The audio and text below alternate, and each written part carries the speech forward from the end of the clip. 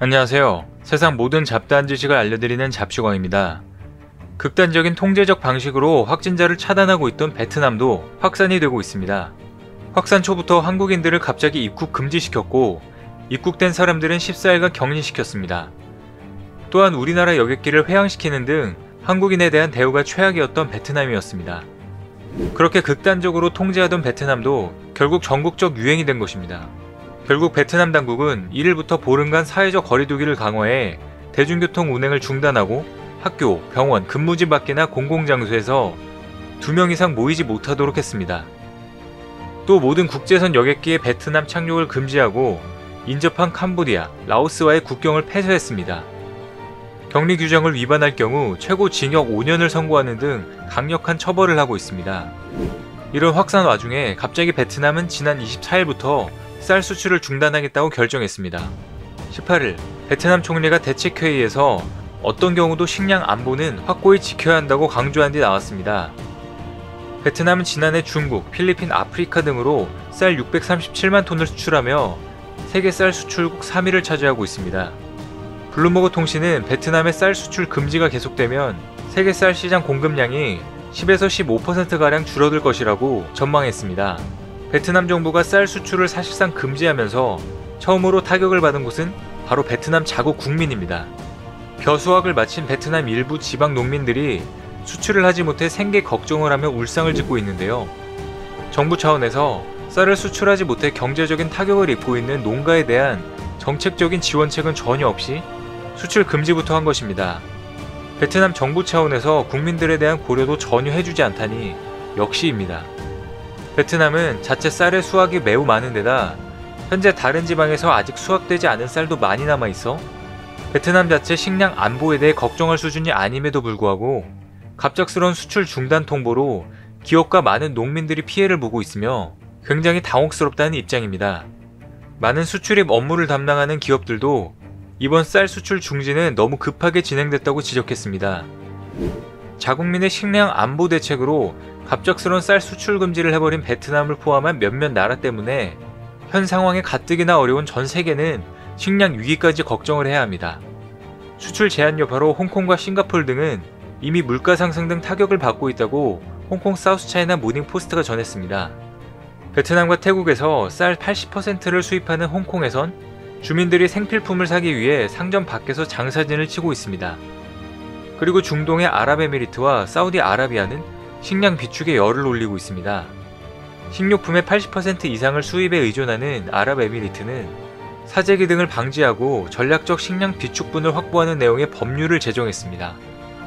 이렇게 갑작스런 베트남의 쌀 수출 금지는 수입국들에게는 또 다른 시련을 준 것입니다.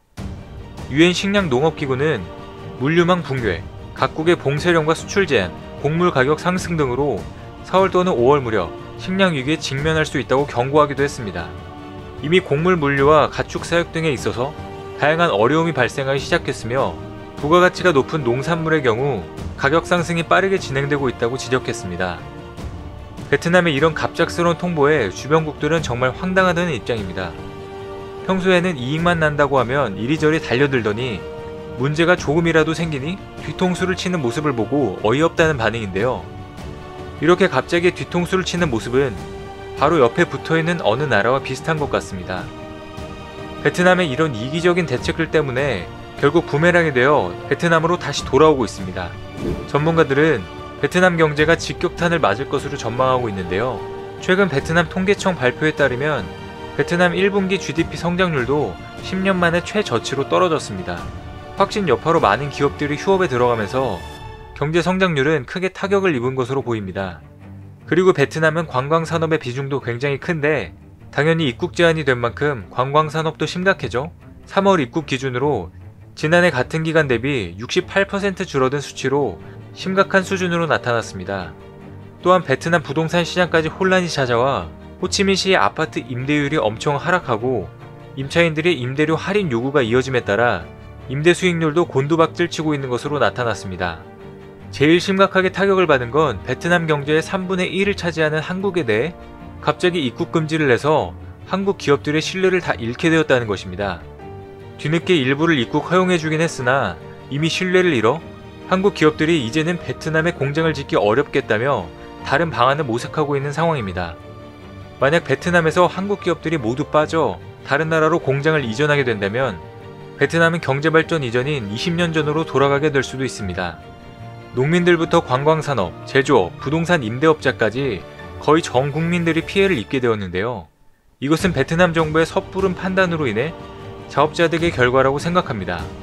그러나 이기적인 베트남과는 달리 한국은 현 상황을 해결하기 위해 전 세계적으로 많은 도움을 주고 있습니다. 한국의 우수한 진단키트를 비롯해서 현사태 대응 지침까지 한국만 바라보고 기다리는 국가들이 점점 늘어나고 있습니다.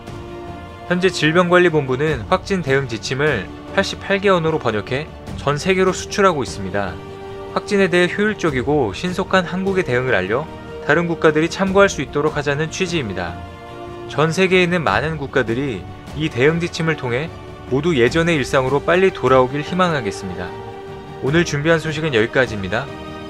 앞으로도 전 세계에서 벌어지는 잡다한 이슈와 지식들을 재미있고 정확하게 정리해서 전달드리겠습니다. 시청해주셔서 감사합니다.